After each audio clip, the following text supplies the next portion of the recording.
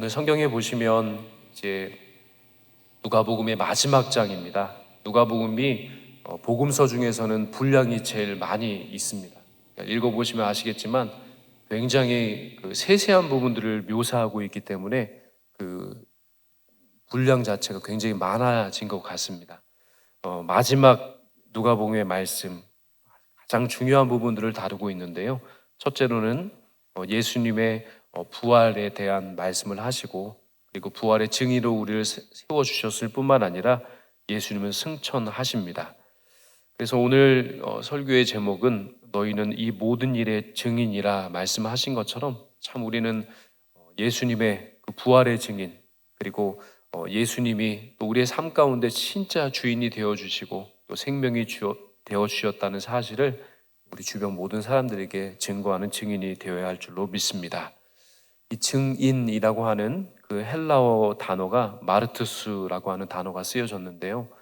이 마르투스라고 하는 이 단어는 바로 순교자라고 하는 뜻이 더불어 담겨 있습니다. 제자들은 이제 예수님의 증인이 되었습니다. 그리고 그 헬라어의 단어의 뜻처럼 그들은 예수님을 증거하다가 대부분 순교하였습니다.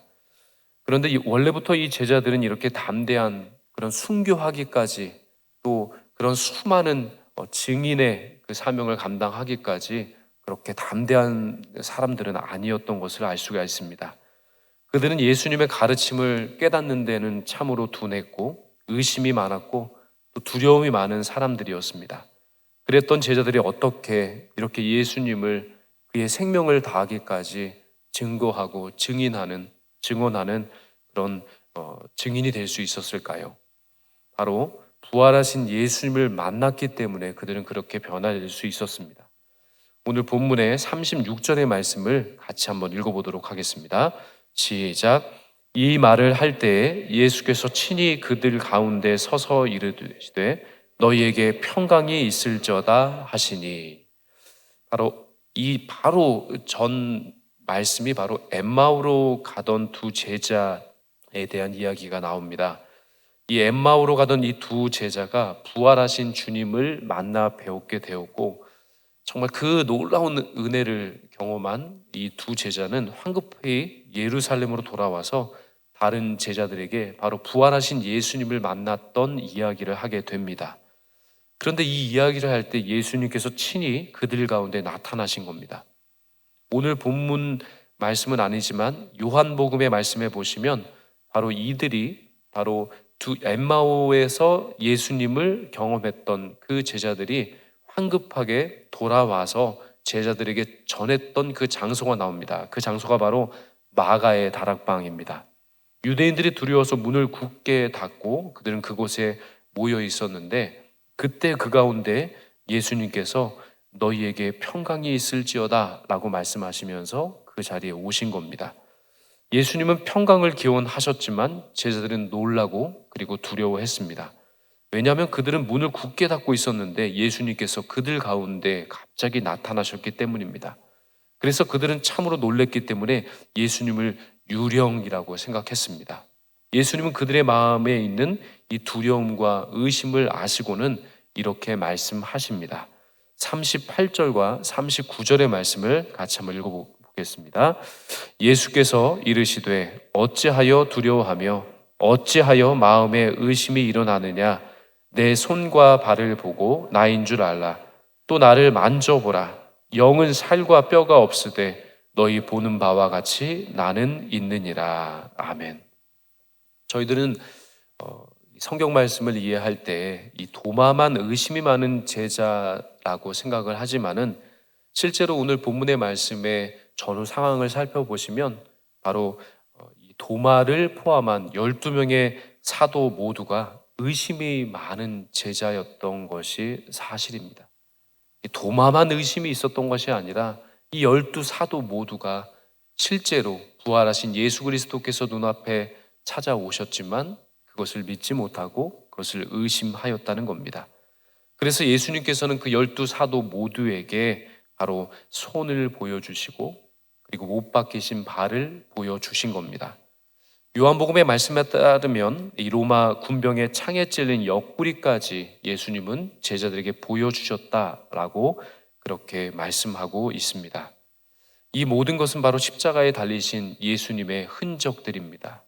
바로 못 박히신 손, 못 박히신 발, 그리고 창에 찔리신 그 허리, 그 모든 자국들, 흔적들은 바로 십자가에 달리셨던 모든 흔적들이었습니다. 이처럼 예수님께서는 실제 십자가에 달리셨던 그 육신 그대로 그렇게 부활하셨음을 확실하게 보여주고 계신 겁니다. 그러면 제자들의 의심이 거치고 예수님의 부활을 믿었습니까? 확실히 그렇게 십자가의 자국들, 흔적들을, 그 스티그마를 보여주셨음에도 불구하고 그들은 믿지를 못했습니다. 오늘 본문 41절에 보시면 이렇게 말씀합니다. 그들이 너무 기쁨으로 아직도 믿지 못하고 놀랍게 여길 때에 이르시되 여기 무슨 먹을 것이 있느냐 하시니, 제자들은 너무 기쁨으로 아직 믿지 못했다라고 말씀합니다. 저희들도 너무 기쁜 일이 있으면, 그러니까 믿지 못할 정도로 기적적인 기쁨을, 그런 일들을 경험하게 될 때 이것이 꿈인지 생신지를 착각하고 있지 않습니까?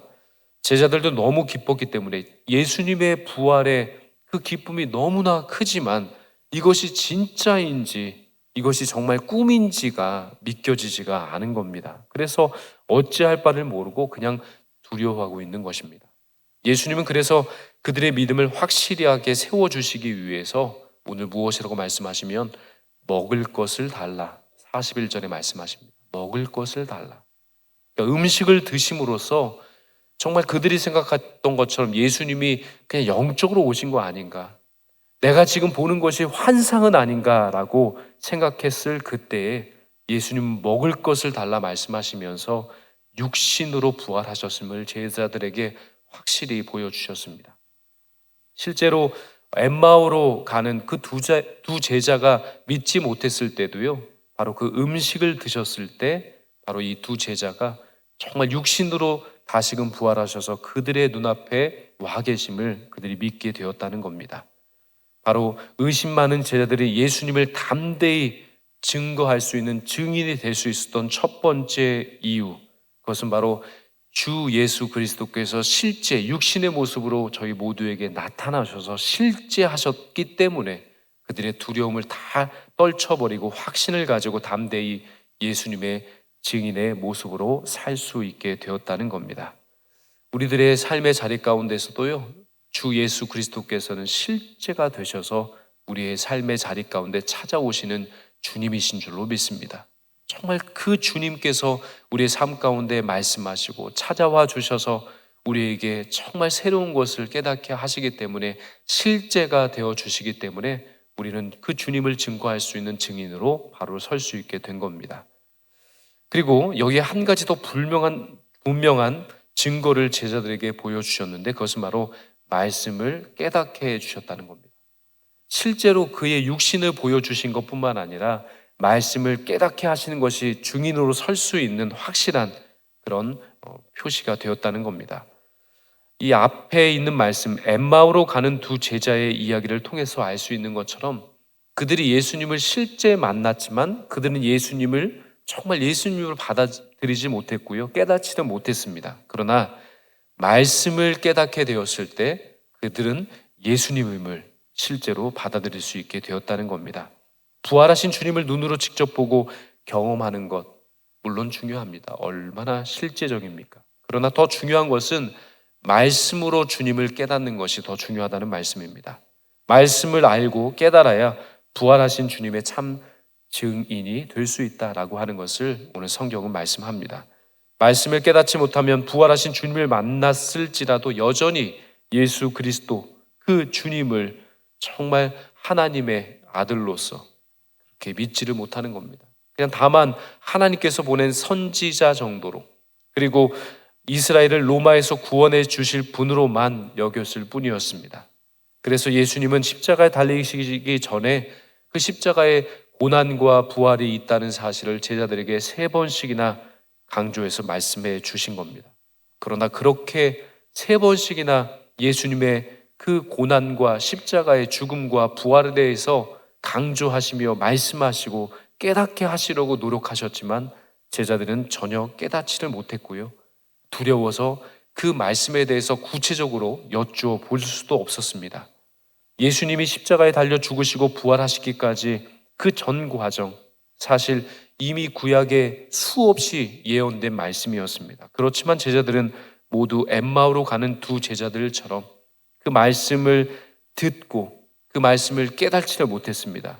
누가복음 24장 25절의 말씀처럼 미련하고 선지자들이 말한 모든 것을 마음에 더디 믿는 사람들이었습니다. 말씀을 주셨지만 말씀을 받지 못하는 겁니다. 여러 차례 말씀을 선포해 주셨지만 그 말씀을 마음에 아로새기며 믿지를 못하는 더디 믿는 사람들이었다는 겁니다. 그래서 예수님은 제자들에게 하나님의 살아있는 말씀, 그리스도가 하신 그 일의 그 의미가 어떠한 것인지를 분명하게 다시금 제시해 주십니다. 특별히 44절부터 주시는 말씀은 지금 한 번만 예수님께서 설명한 내용이기보다는요, 승천하시기까지 약 40일 동안 제자들과 함께 계시면서 계속 반복적으로 가르쳐 주셨던 말씀의 내용입니다. 그 내용이 바로 44절과 45절의 말씀입니다. 같이 한번 읽어보겠습니다. 시작. 또 이르시되 내가 너희에게 함께 있을 때에 너희에게 말한 바 곧 모세의 율법과 선지자의 글과 시편의 나를 가리켜 기록된 모든 것이 이루어져야 하리라 한 말이 이것이라 하시고 이에 그들의 마음을 열어 성경을 깨닫게 하시고. 아멘. 성경을 깨닫게 하신다고 하셨습니다. 우리가 노력한다고 해서 깨달아지는 것이 아니라 예수 그리스도께서 그 말씀을 우리로 하여금 깨닫게 하시는 은혜가 있다는 말씀입니다. 예수님은 모세오경, 선지서 그리고 시편의 말씀을 부지런히 가르쳐 주셨습니다. 이 말씀이 바로 구약의 말씀입니다. 이 구약의 말씀은 궁극적으로 예수 그리스도에 대한 말씀입니다. 이처럼 예수님은 그들의 둔한 마음을 깨닫게 해주시기 위해서, 믿음의 확신을 주시기 위해서 성경을 가르쳐 주십니다. 이를 통해 부활의 확신을 넘어 믿음의 확신을 주시고 구원의 확신의 자리까지 제자들이 갈 수 있도록 끝까지 도와주신 것입니다. 2025년도를 마무리하는 이 시간, 그리고 12월을 시작하는 이 첫날, 우리의 삶의 자리 가운데 찾아와 주셔서 오늘도 말씀을 깨닫게 하여 주시는 주님의 은총과 은혜가 우리 모두의 삶 가운데 충만히 임하게 되기를 간절히 소망합니다. 증인이 될 수 있는 것도, 잘 믿을 수 있는 것도, 구원의 확신을 주시는 것도 정말 한 가지가 참으로 중요합니다. 주님께서 그 말씀을 깨달을 수 있도록 은혜를 주실 때 믿음이 생기고 구원의 확신이 생기고, 그리고 말씀을 통해 주님을 더 확실히 믿을 수 있는 은혜를 허락해 주실 줄 믿습니다. 세 번째, 예수님께서 참 증인이 될 수 있었던 그 사실은 바로 성령님을 보내주셨기 때문입니다. 이것이 연약한 제자들이 예수님에 대해서 담대히 증언하고 증인이 될 수 있었던 세 번째 이유였습니다. 그들은 성령님의 임재를 경험하게 됩니다. 49절의 말씀에 보시면 볼지어다 내가 내 아버지께 약속하신 것을 너희에게 보내리니 너희는 위로부터 능력으로 입혀질 때까지 이 성에 머물라 하시니라. 아멘. 예수님은 제자들에게 볼지어다라고 하시면서 말씀하셨습니다. 우리식으로 표현하면 주목하여 보라, 똑똑히 잘 들어라 라고 말씀하시면서 예수님은 약속하신 그 성령님을 보내주실 것이다. 성령님이 임할 때까지 이 예루살렘 성에 머물러라 말씀하셨습니다. 이 말씀대로 사도행전 2장 28절의 말씀에 따르면 오순절에 약속하신 성령님을 제자들에게 보내주셨습니다. 놀라운 것은요, 바로 이 성령님이 임하셨을 때 베드로가 성령 충만하여 백성들에게 예수님을 선포하자 5,000명이 넘는 사람들이 회심하고 주님을 믿는 역사가 일어났습니다. 베드로가 예수님의 제자로서 말씀을 한두 번 전했겠습니까? 그러나 5,000명이 넘는 사람들이 회심하는 역사는 일어나지 않았습니다. 그러나 성령께서 임하셔서 성령께서 증인의 삶을 살 수 있도록 힘을 주시고 능력을 주시고 은혜를 베풀어 주시니까요. 바로 베드로 사도가 성령 충만하여 말씀을 전했을 때 5천 명이 회개하고 주님께 돌아오는 수많은 결실의 역사가 나타나게 된 줄로 믿습니다. 베드로뿐만 아닙니다. 성경에 보시면 사도행전 4장 31절에 따르면 제자들이 다 성령으로 충만하여 담대히 하나님의 말씀을 전하였다라고 말씀합니다. 증인이 되기를 원하십니까? 하나님의 말씀을 전하기를 원하십니까? 복음을 전하기를 원하십니까? 다른 방법은 없습니다. 성령이 임하고요. 성령으로 충만하게 될 때 전하지 아니하고는 견딜 수 없는 하나님의 놀라운 은혜의 역사가 우리의 삶에도 동일하게 나타나게 될 줄로 믿습니다. 성령님은 오늘도 저희들과 또 우리 교회로 하여금 함께하여 주셔서 진리를 깨닫게 하시고 마음에 감동해 주셔서 그렇게 그리스도 예수님의 일을 전할 수 있도록 그런 새로운 능력을 허락해 주십니다. 성령으로 아니하고는요, 세상을 이길 다른 방도가 없습니다. 왜 나는 매일 삶 가운데서 그리스도인처럼 살지 못하고 맨날 이렇게 패배하는 것인가? 왜 나는 그리스도인처럼 담대하게 복음을 전하지 못하는 것일까? 나는 왜 이렇게 복음의 말씀에 따라서 매일 삶 가운데 살아가는 이 하나하나의 일들 가운데 실패하고 좌절하고 그렇게 낙심하는 것일까? 이유는 단 한 가지입니다. 성령 충만하지 못하기 때문입니다. 만약 우리가 성령 충만할 수 있다면, 성령으로 다시 한번 우리의 마음이 새로워질 수 있다면요, 두려움도 떠나갑니다. 의심도 떠나갑니다. 더디 믿는 믿음도 주님을 잘 믿는 확실한 믿음으로 주님께서 우리의 심령을 아로새겨 주실 줄로 믿습니다. 그리할 때 부활의 증인이 되는 겁니다. 그리할 때 정말 그리스도인다운 삶을 살 수 있는 새로운 힘을 얻게 될 줄로 믿습니다. 그리고 마지막 부분에 바로 예수 그리스도께서 승천하시는 내용이 나옵니다. 52절 말씀에 보시면 제자들은 이제 큰 기쁨 가운데 예루살렘으로 돌아와서 날마다 성전에서 하나님을 찬송했다라고 말씀합니다. 왜 제자들은 예수님께서 떠나셨는데 이렇게 기뻐하는 것일까요? 왜냐하면 하늘로 올라가신 그대로 주님께서 다시 오실 것을 확신했기 때문에 그렇습니다. 그들은 주님이 다시 오신다는 그 소망으로 가득해 날마다 성전에 모이기를 힘썼고, 그리고 그 성전에서 하나님을 찬양했습니다. 어떤 찬양을 했을까요? 마라나타, 마라나타 선포하면서 주 예수여 가신 모습 그대로 어서 오시옵소서. 그런 날마다 그렇게 재림의 예수 그리스도를 성전에 모여 찬양하고 찬송하면서 마음으로 주님을 기다리고 기대했다는 겁니다. 그러므로 오늘 저희 모두도 제자들과 같이 다시 오실 주님을 기쁨으로 기다려야 할 줄로 믿습니다.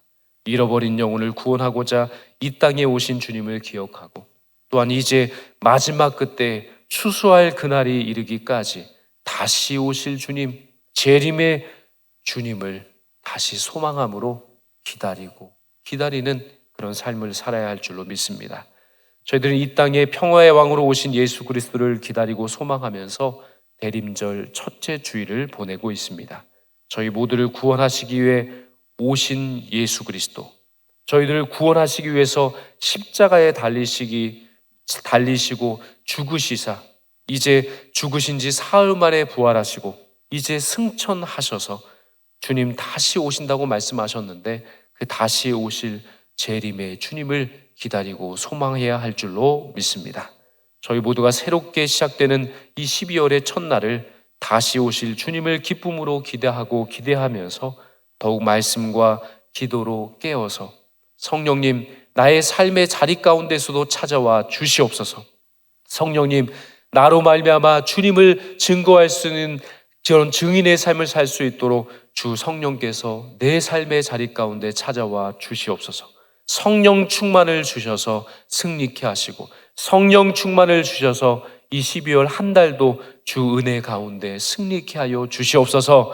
2025년도 이 한 해의 삶도 주 성령께서 나의 삶 가운데 충만히 임재하여 주셔서 성령 충만함으로 그 힘을 얻어 주님을 증거하고 주님의 뜻을 살피고 주님의 뜻을 나의 삶의 자리 가운데 온전히 이루어갈 수 있는 그러한 유종의 미를 거둘 수 있는 2025년도의 마지막 12월을 잘 살아낼 수 있도록 은혜를 주시옵소서. 이러한 결단으로 나가실 때 주님 명령하신 복음의 증인된 삶을 정말 주님 주신 힘으로 넉넉히 감당하고도 남을 수 있도록 은혜를 허락해 주실 줄로 믿습니다.